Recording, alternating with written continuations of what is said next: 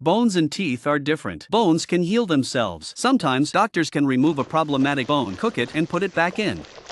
After killing harmful cells, the new healthy bone tissue will gradually replace the damaged part. Once healed, the bone's strength is just as good as before. But if you bite something hard and chip your tooth, it won't heal on its own, even if you cook and reinsert the broken piece. It won't reattach and will still fall off. Since teeth can't regenerate, does that mean they are dead?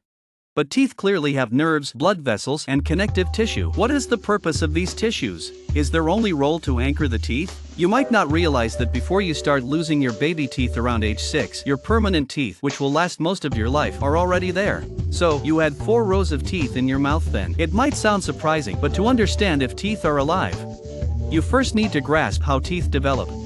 When teeth are still in the tissue below the gums, they differentiate into 2 types of cells to form dentin and enamel. One type is amyloblasts and the other is odontoblasts. At this stage, they are both alive. Amyloblasts secrete minerals and move upward continuously, similar to a 3D printer. When they reach a certain point, they die, leaving a crystalline column behind. Each column is just 1/1000th the width of a hair. These millions of columns create the enamel layer, mainly made of hydroxyapatite, which is incredibly hard.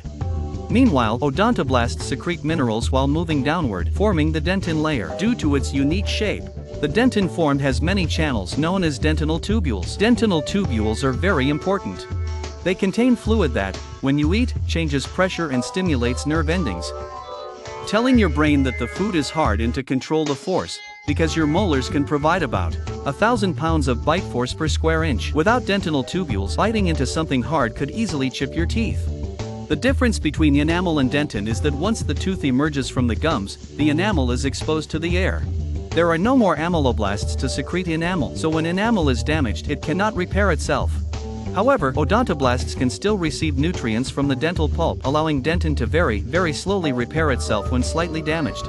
This also explains why teeth have blood vessels and nerves, as they provide nutrients to the dentin. Just like how likes, comments, and shares give me support.